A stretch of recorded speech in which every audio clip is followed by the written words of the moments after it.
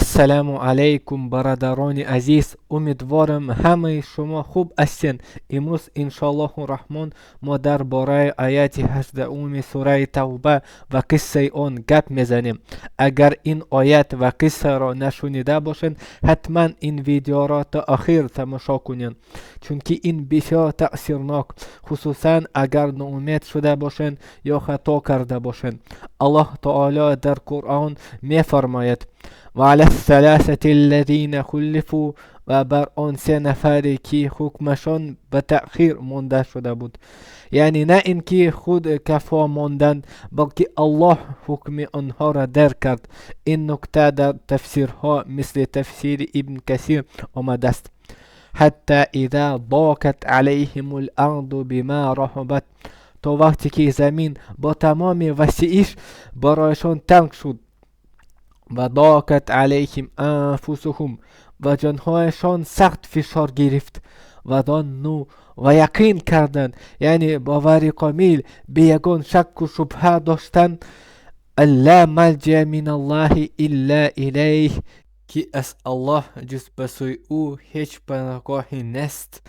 ثم تاب علیهم لیتوبوا، پس الله به آنها توفیق داد تا توبه کنند و توبه آنها را قبول کرد. ان الله هو التواب الرحیم، براستی الله توبه پذیر و مهربان است. چی شد؟ برای چی این آیت نازل شد؟ این آیت درباره کعب ابن مالک و دو همراهش مراره ابن ربیع و هلال ابن امیه. از درباره قصه کعب ابن مالک کمتر با تفصیلات گپ میزنیم انشاءالله الرحمن. وی مرد صالح بود، در بدر اشتراک کرده بود، ساک و سلامت بود، صاحب دو شتر بود، یعنی میتونست به جنگ رود. رسول خدا صلی الله علیه و سلم اعلان کرده بودند که مسلمان ها به تبوک می روند، تیار شوند. برای چه این را گفتند صلی الله علیه و سلم؟ چونکه تبوک از مدینه دور بود، تقریبا 700 کیلومتر با شتر. کعب ابن مالک میگوید وقتی که مردم تیاری میکردند، من میگفتم میرسم، وقت بسیاره. کمی تنبلی کردم، گفتم الله میرسم. وقت گذشت و من نرسیدم. وقتی که فهمیدم الله دیر شده بود. رسول خدا صلی الله علیه و سلم برآمده بودند. بعد سخت پشیمان شدم. گفتم من چی جواب میتیم به رسول خدا صلی الله علیه و سلم؟ من ساک و سلامت، دو شتر دارم، هیچ عذر ندارم. بعد وقتی که مسلمان ها از جنگ برگشتند، رسول خدا صلی الله علیه و سلم یک عادت داشتند. اول به مسجد می رفتند، 2 رکعت نماز می خواندند، بعد با مردم صحبت می کردند. این مراتبه هم امیخیل شد. مسجد رفتند، 2 رکعت خواندن، بعد با مسلمان ها صحبت کردند. از کسانی که در جنگ اشتراک نکرده بودند میپرسیدند برای چی نرفتید؟ منافقها هر حل عذرها دروغ گفته میپرسیدند. رسول خدا صلی الله علیه و سلم میدانستند که آنها دروغ میگن، لیکن عذرشان قبول میکردند، برایشان استغفار میکردند، یعنی که برایشان از خداوند بخشش طلب میکردند و آنها را به حالشان میگذاشتند. وقتی که نوبت کعب ابن مالک شد، وی دروغ گفته نتانست، یگان عذر نیافت، یگان بهانه نکرد، گفت من یگان عذر نداشتم. دو همراهش امیخل کردند. بعد رسول خدا صلی الله علیه و سلم برایشان استغفار نکردند و کار آنها را به الله تعالی گذاشتند. حتی خود کعب ابن مالک میگن من خواستم برگردم و عذر گویم، چون که به من میگفتن استغفار رسول خدا صلی الله علیه و سلم کافی، لیکن من نتونستم دروغ گویم. بعدا رسول خدا صلی الله علیه و سلم امر کردند که هیچ کس با کعب ابن مالک، مراره ابن ربیع و هلال ابن امیه گپ نزند، با آنها مناسبت نکند. مراره ابن ربیع و هلال ابن امیه پیر بودند، برای امی فقط در خانه میشستند و گریه میکردند. حتی در بعضی روایت ها هست که هلال ابن امیه از بسیار گریه کردن قریب نابینا شد. لیکن کعب ابن مالک جوان بود، بازار میرفت، مسجد میرفت، حتی میگوید من مسجد میرفتم با رسول خدا صلی الله علیه و سلم سلام میکردم و نگاه میکردم که لفظشان برای جواب سلام جنبید یا نه، لیکن رسول خدا صلی الله علیه و سلم به من جواب نمیدادند. وقتی نماز پنهانی با رسول خدا صلی الله علیه و سلم نظر میکردم که به من نگاه میکنند یا نه، لیکن وقتی من به او نگاه میکردم او نظر را از من میگرداندند. حتی یک روز کعب ابن مالک به خانه پسر عمکش ابو قتاده الانصاری رفت. محبوب ترین کس برای او. به در رسیده گفت السلام علیکم، لیکن پسر عمکش جواب نداد. بعد وی گفت ای ابو قتاده، تو را به الله سوگند میتیم، آیا میدانی که من الله و رسولش صلی الله علیه و سلم دوست میدارم؟ ابو قتاده جواب نداد. وی باز تکرار کرد. ابو قتاده جواب نداد.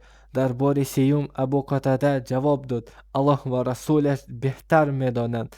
دلش شکست و بسیار گریه کرد. وقتی که 40 روز از بایکوت گذشت، حتی به زنش امر کرده شد که از او دور شود، نه به معنای طلاق بلکه گپ نزدن و جدا زندگی کردن.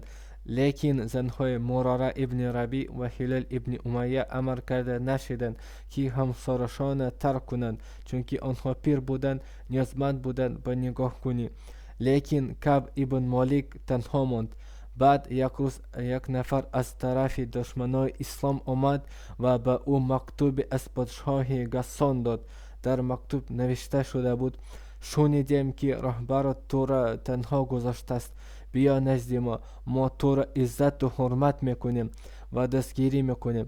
کعب ابن مالک گفته این همچنین بالا فهمید که این هم یک امتحان. فورا رفت و مکتوب را به تنور پرتافت و سوزاند.